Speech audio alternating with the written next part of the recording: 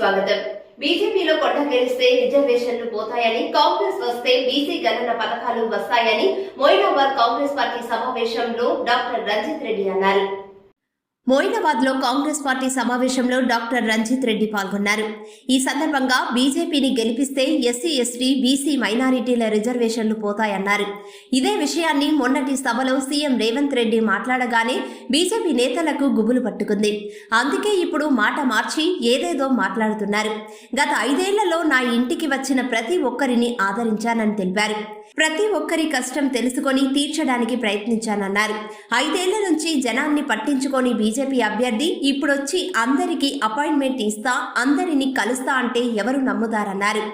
చేవెళ్ల లోక్సభ పరిధిలో అందరికీ 6 గ్యారంటీలను అమలు చేయించే బాధ్యత నాది అని పేర్కొన్నారు. అర్హులైన ప్రతి ఒక్కరికి 500 రూపాయలకే గ్యాస్ సిలిండర్ వస్తుందని, అర్హులైన వారందరికీ 200 యూనిట్ల లోపు ఉచిత కరెంటు స్కీమ్ వర్తిస్తుందన్నారు. లోక్సభ ఎన్నికలు అయిపోయాక మేం ఎక్కడికి వెళ్ళము, ఈ గడ్డ మీదే ఉంటాం. సర్పంచ్, ఎంపీటీసీ, జెడ్పీటీసీ ఎన్నికల కోసం మళ్లీ మీ దగ్గరికే వస్తామన్నారు.